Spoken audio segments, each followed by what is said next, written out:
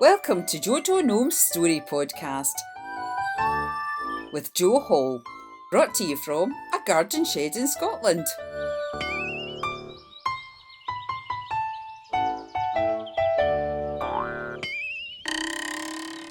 Welcome back to the Garden Shed studio for JoJo Gnome's special Christmas Story Podcast with me, Jo Hall.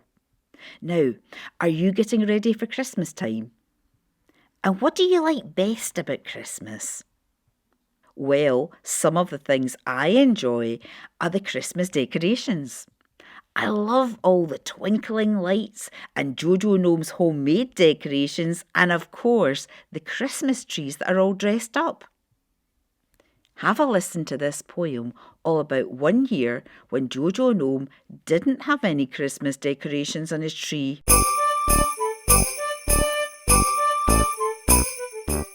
There was nothing in Jojo's tree. He was sad as sad can be. He was sad as never before. Then came a knocking on the kitchen door. "Have my lovely tiny bows," said a caterpillar with icy toes. "Here's some chocolate coins of gold," sneezed a hedgehog with a cold. Boxes decorated with clocks were brought by elves in Christmas socks.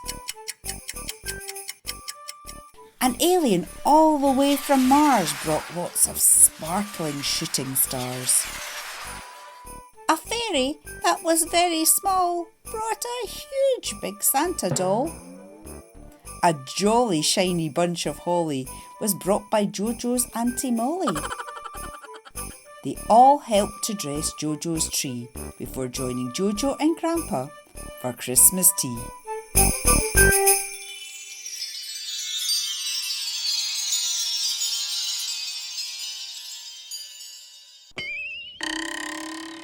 Our story today is all about decorating for Christmas too. This year in JoJo Gnome's house, they decided to do the decorations a bit differently. The story is called JoJo Gnome's A to Z of Christmas.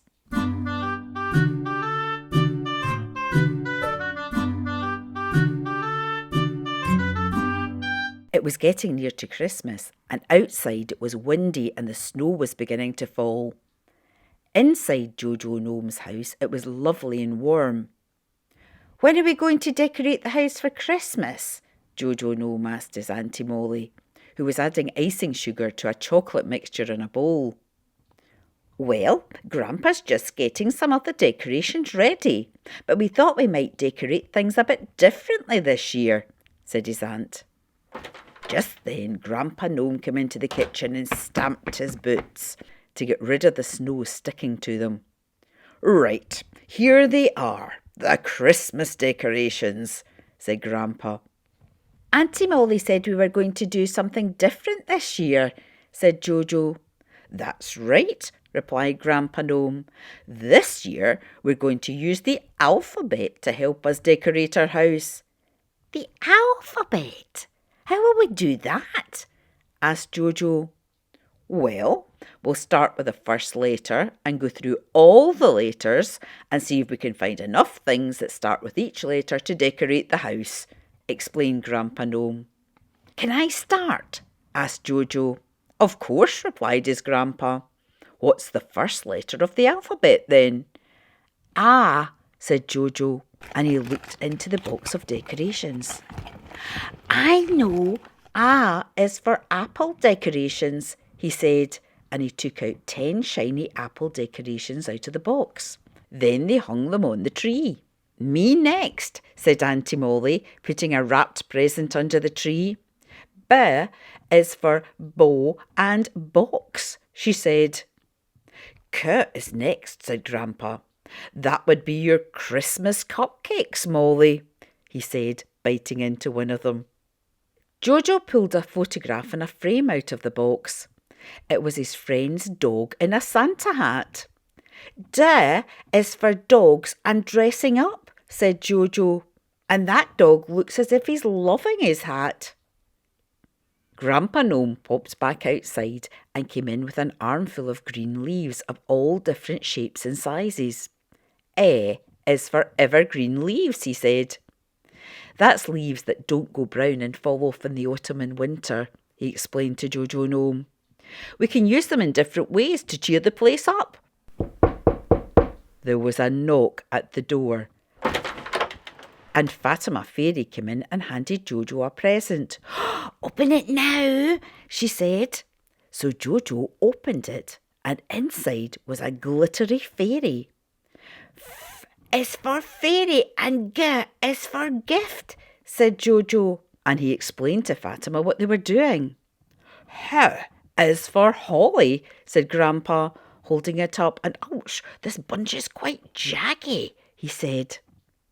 Fatima looked out of the window. I've got an E, she said. E is for icicles, and you've got lots hanging outside your window. And they did. J is for jingle bells. I love the noise they make. Auntie Molly shook the whole circle of them before hanging them on the kitchen door. K is for Kris Kringle, said Grandpa, and he put a little Santa figure on the tree. Kris Kringle is another name for Santa Claus, he told them. O is for list, said Jojo, and he showed them a list he'd written for Santa and tucked that under the tree too. Is for Molly baking, said Grandpa, and he put a little Christmas cake on the tree. Fatima rummaged through the box of decorations and found a sign made of glittery card. N-O-E-O. So N is for Noel, said Fatima. In our house, my mum uses that word at Christmas time. O has to be for orange, said JoJo Gnome, and he put a bowl of oranges in the middle of the table. I hope I get one of these in my Christmas stocking, he said. I would prefer these in my Christmas stocking, said Fatima, and she put candy canes on the tree. P is for peppermint candy canes, she said. Qu, that's quite a difficult one, said Jojo. His grandpa brought over a pile of Christmas picture books and put them beside a comfy seat. Qu can be for quiet reading time, he said.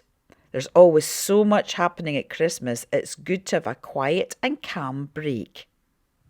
Fatima pulled out a set of reindeer antlers on a band and put them on her head. Is for reindeer. Jojo handed her a red nose and she popped it on. Is for Rudolph the red-nosed reindeer, laughed Jojo. Ho, ho, ho, said Grandpa, and put on a Santa hat. S is for Santa, he said. Your beard is so long, Grandpa, you actually look like Santa, said Jojo. And T is for tree, said Fatima. And A is for... And they all stopped and looked round the room. Just then, Auntie Molly came bursting through the door from the kitchen with her umbrella. A is for umbrella, a Christmassy one, she said. And V is for vase, said Grandpa Gnome, and he put the prickly holly into a big red vase. Fatima had found a snow globe decoration and was shaking it so inside the glass bauble it looked like it was snowing on top of a little town. W is for winter, said Fatima, and placed the snow globe on a sturdy tree branch. X is for xylophone, said Jojo. I could play a Christmas tune for you. Better not, said Fatima. Your grandpa looks as if he might be going to go to sleep. Grandpa Gnome had sat down on the comfy seat next to the books. His eyes were beginning to shut. Yeah, that's another hard one, said JoJo Gnome. Just then, Auntie Molly came out of the kitchen again, this time with a cake shaped like a log with a robin decoration sitting on top. Yeah, it's for Yule log, she said. A kind of special chocolate Christmas cake. JoJo Gnome and Fatima both tried a bit. It was delicious. What's that funny noise? Asked Fatima. That's, said Jojo Gnome. That's the noise that Grandpa makes when he snores.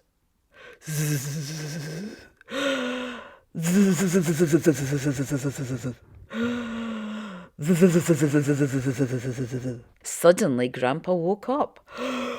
Oh, have I missed anything? He asked sleepily. Everyone laughed, and after another slice of Auntie Molly's delicious cake, they all sat down and had a quiet time reading some Christmas picture books and enjoying all the Christmas decorations.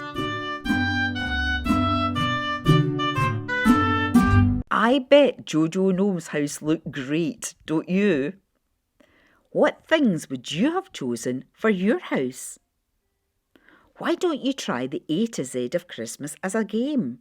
So instead of B being for bows or boxes, your B might be for baubles or maybe bears. I mean, they would have to be Christmas bears, of course. If you want to see all the things in Jojo's house again, have a look on Jojo Gnome's YouTube channel. That's at Jojo Gnome, and that's JoJoGnome on YouTube. And you'll see a film of the A to Z of Christmas objects and hear some of the pupils from Ailey Mill Primary tell us all about it. And they'll be asking you some Christmas questions. Now it's time for you to make up your own story. I'm going to start it and you can finish it by telling someone the ending, drawing a picture of the ending, or writing about it. This story is all about Hattie the Hedgehog's Christmas tree. It was getting close to Christmas and Jojo Gnome had been invited along to Hattie Hedgehog's Christmas party. When he arrived, there was a big Christmas holly wreath on the door. There were lots of Christmas decorations on the walls, like paper chains and balloons and bells. In the middle of the floor was a table with different shaped bits of card on it and coloured pens. "Welcome to my Christmas tree party," said Hattie. Jojo Gnome looked puzzled. What's a Christmas tree party?" he asked. Hattie pointed to a big tree in the corner of the room. It was so big it almost touched the ceiling, but it only had a couple of decorations on it. "You've not got many things in your Christmas tree," said Jojo Gnome. "Not yet," said Hattie. "That's what we're going to do now. We're all going to make some Christmas decorations for the tree." Hattie gave everyone a bit of card cut into a shape. "Right, you can draw whatever you want on your card," she said. "It could be anything. My dad drew a snowman and I drew a star, and you might want to draw something else, or you might even just want to colour the shape in. You can do anything you like." Jojo Gnome thought hard. "I know. I've got a really good idea," he said. "It's over to you to finish the story." So, what picture did Jojo Gnome draw for the Christmas tree?